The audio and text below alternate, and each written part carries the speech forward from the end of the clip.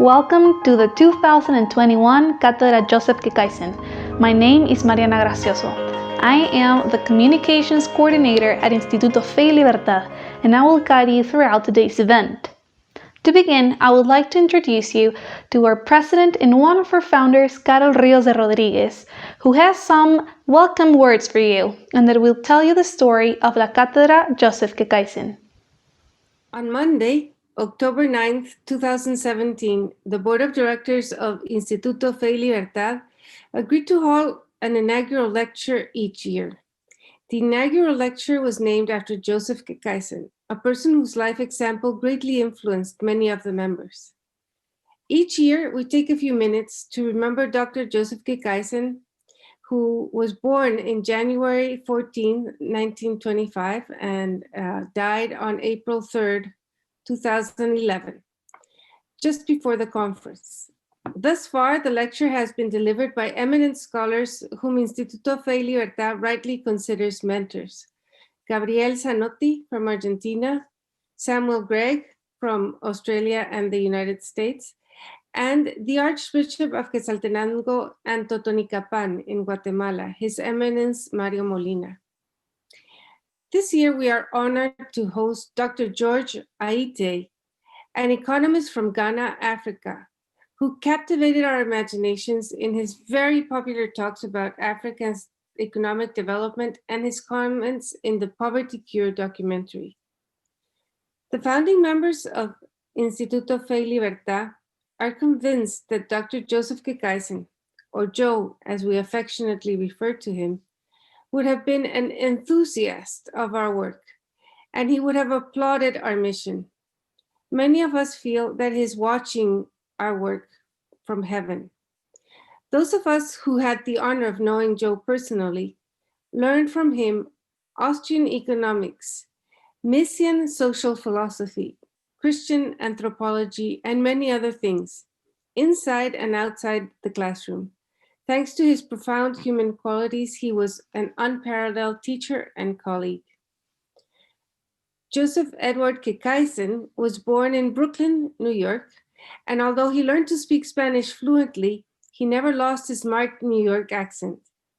Father Ángel Roncero, who was a member of the National Advisory Board of Instituto Fe y Libertad, introduced Joe to Dr. Manuel Ayao Musso, who had just founded Universidad Francisco Marroquín, together with some friends.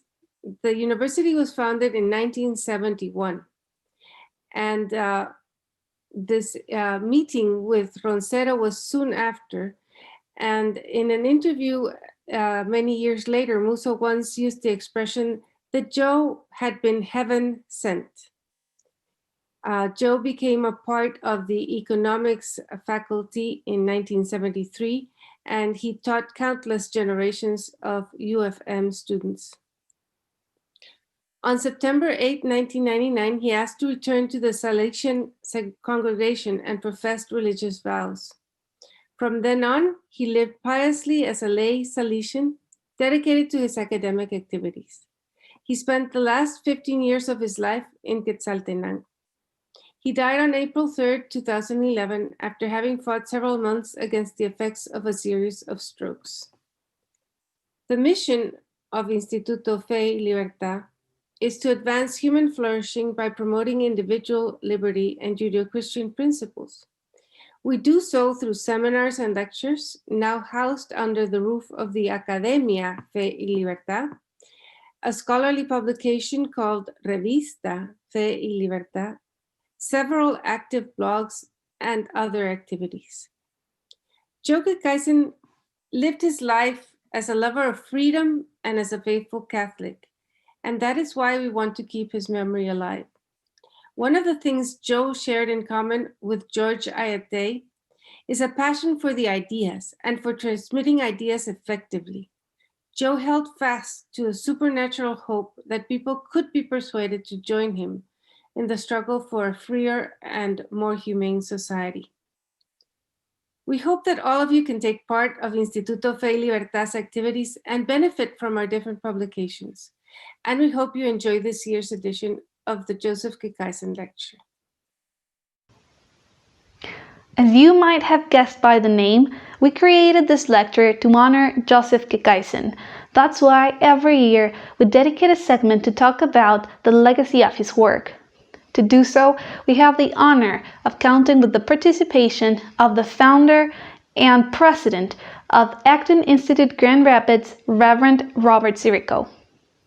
I want to say what an honor and a joy it is to be with you at this inaugural lecture for the Instituto Fe y Libertad, especially in honor of Joe Keckeissen.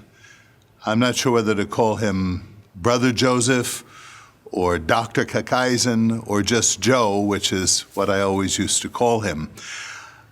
In 1990, I had just begun the work of the Acton Institute. I'm thinking that we didn't even have our legal status yet, but I was invited to come to Guatemala for the Mount Pelerin Society meeting, where I met many interesting people. I remember I met Sir John Templeton at that meeting, and Muso Ayao and his family, and various other people. And I was on a panel with Alejandro Chafuen to discuss liberation theology. And they said, on this panel, you're going to have this Salesian brother who is going to comment on your paper. And I thought, I'm in Guatemala.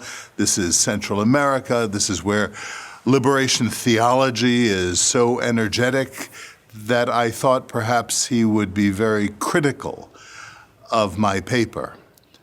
And as Joe Keckeissen began to speak, the first thing that struck me was his New York accent, because I'm from Brooklyn. And the moment I began to hear him, I felt right at home with him. But I was still suspicious that a Salesian brother who was born obviously in North America, but was working in Latin America and in Central America, I was suspicious that he would be very critical, coming at the whole question from a socialist angle. In point of fact, Dr. Keckeissen did critique my paper, but he critiqued it from the other side of the argument. In other words, he, who had studied directly under Ludwig von Mises in New York City and earned a PhD in Austrian economics, was trying to show me how I could better ground my argument against liberation theology for the free and virtuous society from the perspective of Austrian economics. I was astounded. Immediately after that, we sat and shared a meal and began to talk about our mutual Brooklyn experience. He was a bit older than me, but just to hear the accent reminded me of my own father, reminded me of my uncles. It was this whole personal encounter with the man who seemed so familiar to me, who I had just met, that overwhelmed me. I mean, here was this New Yorker who was kind of short, kind of small, but really tough. And he reminded me so much of the people I knew in my own neighborhood. Here was a guy who could tackle an argument, who could laugh with you, who really could pray with you.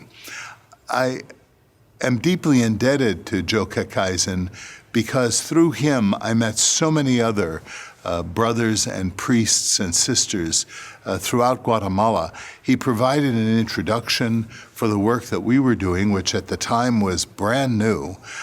Things that I thought were important, he had thought for decades prior to my own work. And so this figure, this small, demure, humble, religious brother who had a giant mind, really has made an enormous contribution, I think, to all of our lives. Joseph Keckeissen was a very important figure in Guatemala for many years. No doubt some of those who are listening to this and who will view the inaugural lecture will remember him and have been influenced by him. The man was humble, had great integrity, and a great command of the arguments, both theological and economic. What a perfect person for the Instituto Fe y Libertad to honor through this lecture series. I am delighted, as I say, and deeply honored to be with you today, and I can't help but feel that somehow Joe is participating in this seminar. I greet you all from the headquarters of the Acton Institute, and we have felt for many years like kindred souls in this effort to present a society that needs to recognize the critical foundation of virtue in order to create an authentic foundation of freedom in our respective societies. I pray God's blessing on the work that you're doing, and I hope that you prosper and expand your message, not only in Guatemala, not only throughout Central America, but throughout all of Latin America and indeed the world. God bless you. Guatemala and many countries in Africa share some similarities, such as the richness in our traditions and cultures. Unfortunately, we also share some social and economic issues, such as poverty and corruption. Dr. George Ayittey has dedicated his life in finding ways to develop the economy of Africa through liberty. There is a lot we can learn from the African journey. That's why the topic of this year's lecture is Why Africa Failed to Develop, Lessons for Guatemala. To answer this question, I am honored to introduce you to Dr. George Ayittey. Welcome to the 4th edition of the Joseph Keckeissen Lecture. This year's lecture will be delivered by Dr. George Ayittey. George is a Ghanaian economist and an authority on the political economy of development in Africa. He champions the idea that Africa is poor because she is not free, and argues for market economies, democratic government, debt re-examination, and free trade to advance development. George was named one of foreign policy's top 100 public intellectuals in 2008. And top 100 global thinkers in 2009. In 1993, George founded the Free Africa Foundation to promote reforms and to criticize corrupt governments in the region. His recent effort has focused on identifying profitable enterprises for the Cheetah generation, young African college graduates and professionals who use entrepreneurship to tackle social problems and improve the economy. George's speech, Cheetahs versus Hippos for Africa's Future, made a very powerful impact at the TED Global Conference in 2007 in Arusha, Tanzania. At that gathering, George famously gave a copy of his book, Africa Unchained, to the rock star Bono in an effort to convince him to stop arguing for massive foreign aid. He explained this issue clearly on Poverty Cure, a 6-part series that explores the foundations of human flourishing. In addition, George is a former professor at American University in Washington, D.C. He has testified several times before the U.S. Congress about third world debt crisis, foreign aid to Africa, apartheid in South Africa, and the World Bank. He has published several books on African politics and written numerous op-eds for New York Times, Washington Post, and the Wall Street Journal. George, thank you so much for being here. It is a huge honor for Instituto Fe y Libertad to have you as a speaker of this event. Thank you very much for inviting me, and I'm honored to be coming here to speak to you. Thank you very, very much. Let us start with a sort of a general question that unites our continents, because many countries in Africa share in common with Guatemala the fact that they have very large informal sectors of the economy. In addition, they still rely heavily on a traditional agrarian and rural-based economy. Many of the poorest people in Africa and Guatemala live in rural areas or work in the informal sector. What is the relationship between informality and poverty? Are people poor because they are informal, or is it the other way around? Well,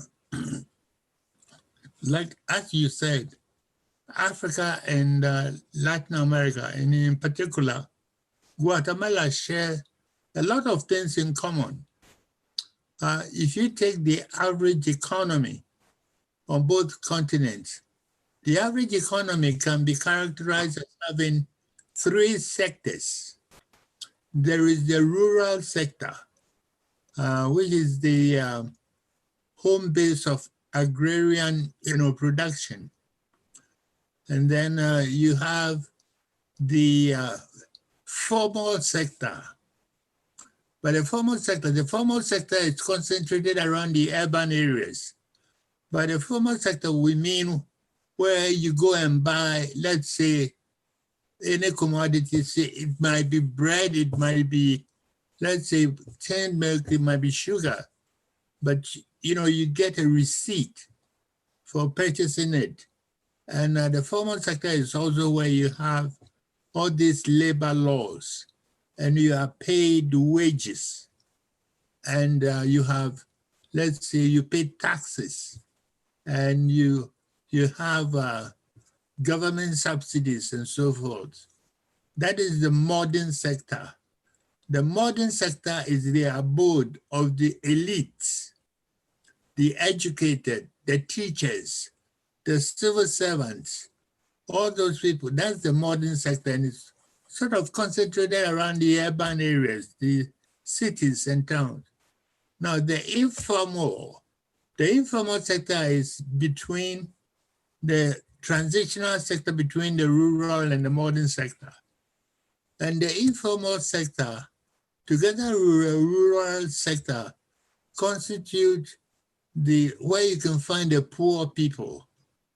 And in this particular informal sector is where you, the percentage, the relative size of the informal sector. In Africa, for example, in Ghana and in South Africa, it's almost 80% of the total economy. In Nigeria, it's almost 90%. Now, the informal sector is a very, very dynamic sector. This is where you find not only the poor people, but also the entrepreneurs, the markets, for example. It is always bustling with economic activity and entrepreneurship. And so that's the two sectors that we have in common in Africa. Now, here's the problem. The poor people are there because after independence in Africa, for example, the informal and the rural sectors were the two crucial sectors that were neglected. We didn't develop them. In fact, if you want to lift the poor out of poverty, you go to the sectors where you find them, the rural and the informal sectors. But African leaders and elites never went there. In fact, they channeled much of the economic development resources in the sector where they lived. They channeled it into the modern sector. Here's one example. If you take Ivory Coast, for example, 70% of the resources was channeled into Abidjan, the capital. Mm-hmm. And the rural and the informal sectors were neglected. You will find this repeated in country after country after country in Africa. And the informal sectors lack many basic things like electricity, education, sanitation, hospitals, healthcare, and roads, and so forth.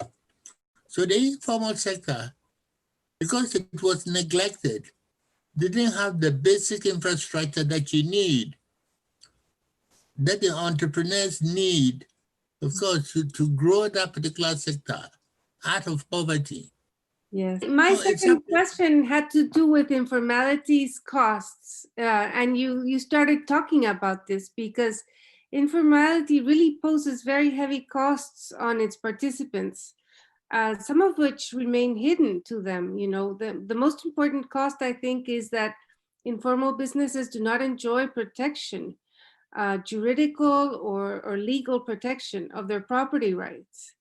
And since many businesses do not complete the complex and rigorous red tape required by governments, they can't get loans from commercial banks or purchase expensive equipment. So their investments are very precarious. So you were talking also about the not having access to electricity and other services that are provided to the formal sector. So how might economic freedom, how might freedom help create an institutional framework that favors informal and rural workers? Well, number one, I was kind of involved in a project in Burundi, where to register a company, for example, you have to go through so many loops. In fact, not only Burundi, but also in Egypt, just to put up a house, you have to go through 38 government agencies. You can get a permit to build a house, let alone a factory. Now, so we sort of, I was working with an NGO in Burundi to get the parliament to come up with a legislation which will sort of make it a lot easier for young cheaters, I call them cheater generation, to be able to get permits to set up businesses. But like it's the informal sector that lacks capital, lacks basic social amenities like electricity, clean water, roads by which you can sort of ship your goods, for example. All these things are lacking in the informal sector. So if you want to open up your business, Nigeria is a very typical example. If you want to set up a business in Nigeria in the informal sector, you have to provide your own electricity, your own water system, your own security. You can't rely upon the government. And the reason why the governments in Africa didn't provide these basic amenities was because many of the elites wanted to develop their countries. I mean, about that. But they wanted to develop their countries in the image of their former colonial countries. I mean, you cannot develop Lagos, for example, in the image of London. That's what the Nigerian elites tried to do. In fact, they even started importing double-decker buses into Lagos, which is totally ridiculous. They should have developed Africa according to Africa's own image, but they didn't. Many of them didn't even like Lagos because it was filthy, and they wanted to shatter them out of their sight and wanted to concentrate on the more, artful type of developments in like in London. I think, and in Africa as well as in Latin America, in the 1950s and 60s, it became very popular to think that you had to industrialize, that industry was the key, and government started investing in industry. And that also created, I think, the idea that governments have to do a lot to develop countries, right? And that they have a role to play in redistributing wealth and in economic growth. And I think socialism and socialist economic policies have been implemented in many countries in Africa. And the promise that socialists make is that they will end poverty by redistributing wealth. And so it's attractive. And in the past, you have stated that these systems really don't help the poor, that in fact they hurt the poor. As a Ghanaian and as an economist, why do you think socialism does not work? Well, there's a little bit of a history behind socialism. After we gained our independence, we all independence in the 1960s, our leaders sat down and said, okay, we have won our independence. Now what? What kind of model should we take to develop Africa? And then they said, okay, they said capitalism was out of the question because the colonialists came, what they did was they made what I call syllogistic error. The colonialists said they were capitalists. And because the colonialists said they were capitalists, it meant that capitalism too was evil and exploitative, just as they said colonialism was. So they didn't want to have anything with capitalism. So many of them adopted socialism, the antithesis of capitalism. But then the socialism that they practiced in Africa was a peculiar form of socialism which allowed the head of state and his cohorts to rape and plunder wealth for deposit in Switzerland. So many of us call them Swiss bank socialists. Swiss bank socialists because in the 1970s, almost all the rich people in Africa were African heads of state. And so we call them Swiss bank socialists, and they adopted policies which helped them, not the poor people. For example, Zimbabwe was one of those countries which turned to Marxist-Leninism.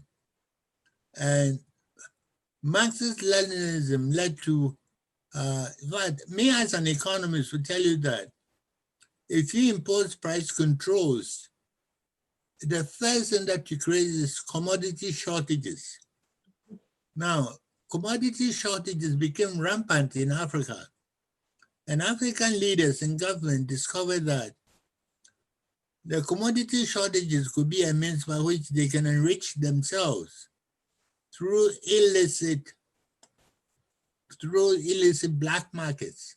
Mm-hmm. So that was what happened with a lot of commodity shortages in Africa. And in country after country, the socialist experiment was a disaster, miserable fiasco in country after country. In fact, almost nearly all of those governments that implemented socialism in Tanzania, Ghana, Ethiopia, Burundi, Benin, all of them. In fact, the agriculture, the way it worked was this.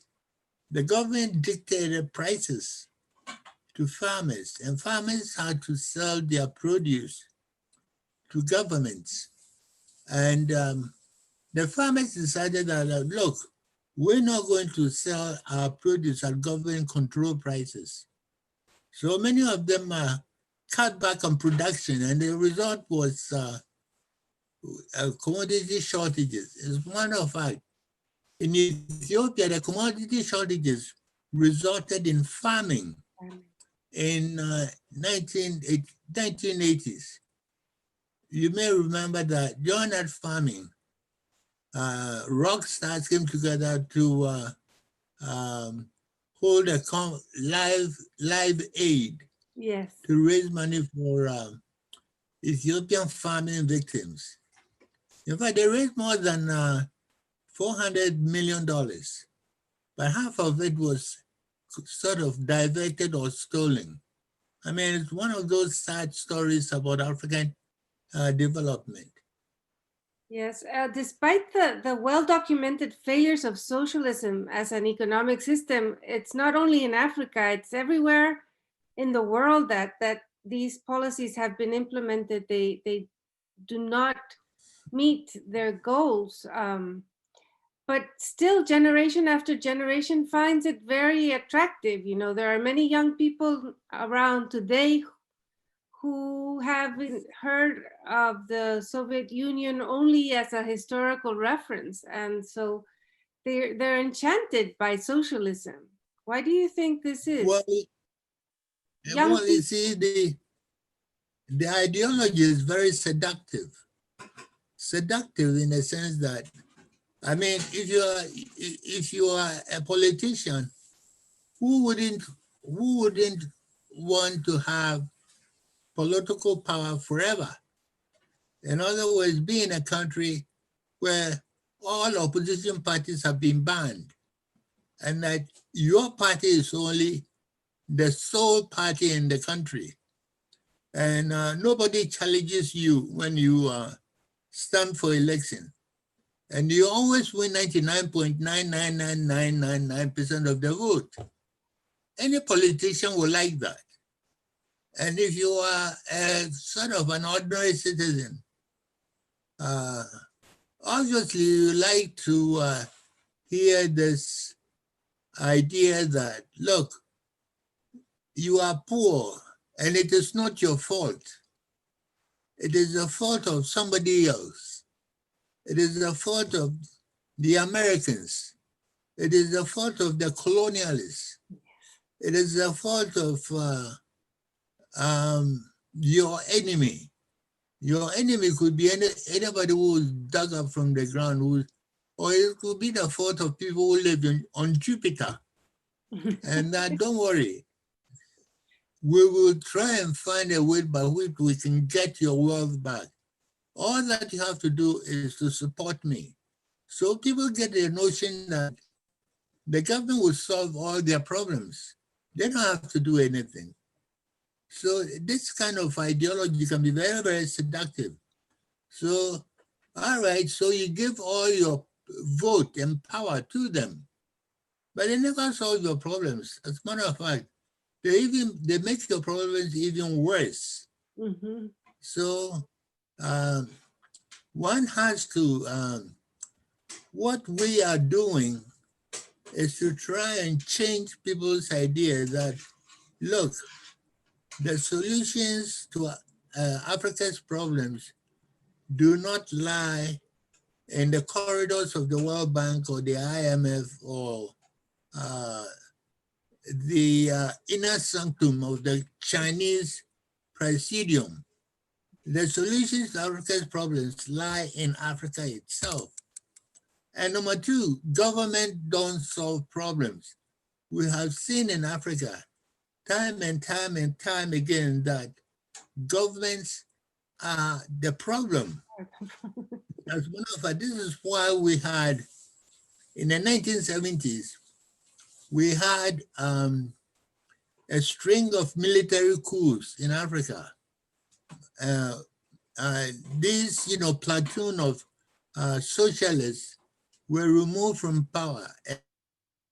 The military rulers came, and they were even worse than the civilian presidents that they overthrew. In fact, we also had military caudillos in Africa. And this is what we learned. In country after country after country, the military soldiers, officers that seized power, they were kamikaze looters and not tyrants. And if you look again, you notice that in country after country, the military became a scourge. A scourge because all the collapsed states, all the countries that collapsed and all the failed states in Africa were ruined by military dictators. You can start with Liberia. Liberia was destroyed by General Samuel Doe. Somalia was destroyed by General Siad Barre. Rwanda was destroyed by General Habyarimana. It was there that, the Rwanda Treaty genocide started in 1994. Now, if you go to Zaire, the country which is now called Congo DR, it was ruined by General Mobutu Sese Seko. Sierra Leone, General Momoy. Ivory Coast, General Guy. You know, you can repeat this, General. Nigeria was ruined by a string of military generals, Sani Abacha, Ibrahim Babangida. They were all generals. So that the military did a lot of damage to African economies, which will take a long time to recover. Do you think socialism is part of the next new global order? Well, it is not necessarily, because now we have freedom of, well, not freedom of information, but free flow of information, although the social media sort of distorts things. But people, now you can't fool people anymore. If you tell them that socialism is the panacea to their problems, they will challenge you. Because now we know that the so-called socialist leaders are quite often those that have a huge bank accounts in Switzerland. In fact, you know, you can go to the internet and search for the personal fortune of any of the African leaders, and you'll be able to come up with a huge amount of money, usually in the billions of dollars. So it's difficult now to convince anyone that socialism is the right solution to Africa. In fact, the ideology itself is alien to Africa. Alien to Africa, because if you go to Africa's traditional system, all the means of production are owned by the people, not by traditional government. Even land is owned by families, extended families, such as extended families or clans. Now, the extended family is a private entity. It's not the tribal government. Mm-hmm. So, in fact, if you go to any village in Africa, you just can't go and say that, okay, here's a cornfield, so I'm going to help myself with whatever that is grown on it. There's no way. If you go there and do this, in fact, you'll be, people will hold you up and beat you up. There's something called private property, even in the villages. Mm-hmm. And also in the villages, you will always, in Africa, for example, you'll always find markets. And market activity has been dominated by women. If you, in fact, the tradition is still there today. If you go to any market in Africa, you find the activities dominated by women. And I'm sure that you have the same kind of feature in Guatemalan markets. And this leads into my next question. It's actually really a great lead-in, because I wanted to ask you about cheetahs. I think you are referring to the entrepreneurs. You can find them in the tribal sector, in rural areas, in the informal economy. These are the entrepreneurs that deal against all odds, and they're proactive. They don't wait for government to fix their problems. So I wanted, you predicted that in Africa, cheetahs would take over the leadership from the hippos, right? Then, and that's a very attractive metaphor that you use in your TED Talk in 2007. How are the cheetah generation doing? Are they taking a more proactive role in leading Africa out of poverty? Yes, you know, in countries like Ghana, Nigeria, Kenya, for example. Kenya, for example, is a place where you find entrepreneurs in the informal sector in terms of, they have, they started this M-Pesa where you can send money on your phone. You can send money to anybody on your what am I call it? On your iPhone, for example. Mm-hmm. Now, it wasn't possible before, but through the activities of M-Pesa, you can send money, anywhere in Kenya. Now, we've always had entrepreneurship, like you said, in the traditional sector. In fact, there were entrepreneurs in traditional sector in Africa before the colonialists stepped foot on the continent. Now, people sort of, the most basic type of entrepreneurship is in food vending. Mm-hmm. People discover that, well, look, you can do this to, let's say, to corn, preserved corn, or you can fry corn, or you can do this to corn and then sell it. And there are many of these in the informal sector and also in the traditional sector. The main problem was that they seldom have access to credit. Mm-hmm. Mm-hmm. So it was difficult for them to set up shops. And you can see them, if you go to any African country, you see people, especially women, food vendors, doing business along the streets, the roads, for example. Mm-hmm. It is not safe for them to do so. So you could sort of, one of the ways by which you can help them is to build markets for them, or build markets for them with stalls. And you can rent out the stalls to them. But then again, we never did this. The basic thing of building stalls for them, we neglected that, and instead, guess what we, the elites, did?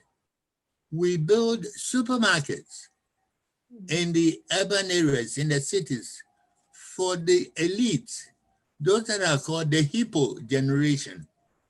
They expect governments to do things for them, mm-hmm. and never to do things for the poor in the traditional and the informal sector. Yes, I think hundreds of people fail to see that crony capitalism is and socialism is sort of what resulted from their good intentions. People who still believe that giving Africa billions of dollars in aid will solve the poverty problem. And it's also the case in Guatemala, where you see hundreds of people with very good intentions who come and bring aid, and they hope that this will be the way that Guatemala will develop. Why do you think that after so many years of receiving billions of dollars worth of aid, we are still poor? And you've already pointed to some of the answers, but I think it's important to reiterate this question. Is aid the way out? Well, this is what the problem is. And it is not just in Africa, but also, I suspect also in Guatemala. That is, those who set out to help the poor don't understand the poor. They never bother to ask them, look, if I am a farmer and somebody wants to help me, the basic common sense thing is for that person to ask me, what type of help do I need? But the thing is, we never did this in Africa. We assume that we know best. We know better than the farmers. We devised the solution, and then went and dumped the solution on their laps without paying attention to their own environment. It's like when the farmer wanted, if you look at, this is a typical example. If you look at our farmers in Africa, you see that women carry food crops, harvest from the farms to their villages on their head. Now in Africa, yes, on their heads. In Africa, we have what you call sexual division of labor. The women are farmers, men are hunters, fishermen. They go out, they do the dangerous work and and women plant crops, behind their small sort of plots of land behind their huts or homesteads. Okay, now, if you want to help the farmers, like I said, if you want to help them, you ask them what kind of help do they need, but we never did. We assume that we know better than them, so we designed the solution for them. And what are the solutions we designed for them? We went to school, we read books about farming in the Western countries and discovered that, yes, in the Western countries, Western farmers use tractors on their farms and to move food, their harvest from the farms to storage bins. So immediately, we want to help our farmers, so we thought about technology. What kind of technology did we think about? The technology that we thought about were tractors. But then you go to Africa, the farmers are women, and you present tractors to them. What happened? The tractors come in, they work for a few months and break down, and then everything is lost. So, like I said, the basic question is, if you want to help farmers, ask them the type of help that they want. We never did this in Africa, and that's why we rely more and more on foreign aid. But we don't need a foreign aid. As a matter of fact, the foreign aid, I've always said this, the foreign aid that Africa needs, it's in Africa itself. I agree. I think that is also the case for Latin America. The aid we need is free trade. That is the aid we need. And just having the opportunity to rely on our talents and our strengths and our hard work to develop. Here's an example. Here's an example. The amount of foreign aid alone that Africa gets from all sources. Foreign aid from all sources is about $35 billion a year. Aid from all sources. But corruption alone costs Africa $148 billion a year, which means that, you have the bowl, begging bowl, and that begging bowl is always leaking. I mean, common sense should tell you that if you plug the leaks, you should be able to find more than enough foreign aid to develop countries. Like, so what do you get? What do you get from the leakages? Corruption, as I said, $148 billion. Capital flight out of Africa, $80 billion. And then you take food imports, $50 billion. Africa should be able to feed itself. In fact, it was able to feed itself in the 1950s, but not anymore. It imports food. It imports food worth $30 billion. You add all those things up. Why can't Africa produce itself? It's because of price controls that discriminate against Africa's peasant farmers. Also, civil war in Africa. Since 1960, we've had more than 40 civil wars rage across Africa. It has destroyed. It has destroyed infrastructure, and it has sort of women, like, as I said, it has uprooted people from the rural areas. And women are the producers of food in Africa. And when you have civil wars, you drag all these women and children into refugee camps.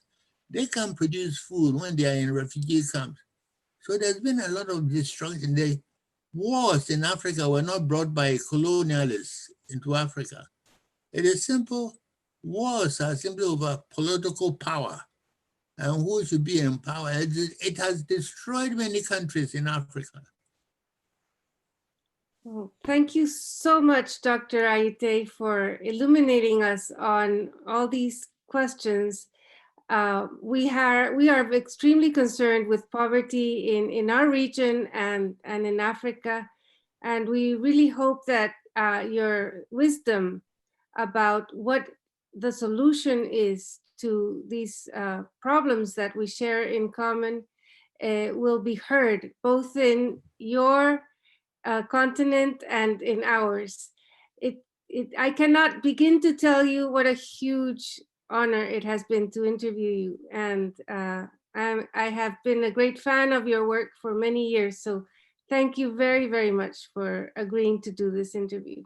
We are very appreciative. Yeah, thank you very much. And I'd like to end on this note that we share common problems, and then we also share the solutions to our problems are already there, right there in our own places in Africa and also in Guatemala itself. We don't have to go to Jupiter to go and borrow their solutions. So Africa will have its cheetahs and we will have our jaguars. Oh, fantastic. Great. Thank you very much. Thank you. We are very grateful to Dr. George Ayittey and Reverend Robert Sirico for being part of the 2021 Cátedra Joseph Keckeissen, and we want to thank you for being part of this event from home. Don't forget to share with us your thoughts on this topic and share this video to whoever you think might find it useful. If you want to know more about Instituto Fe y Libertad, go to www.feylibertad.org or find us in our social media platforms as Instituto Fe y Libertad. Thank you once more and see you next time.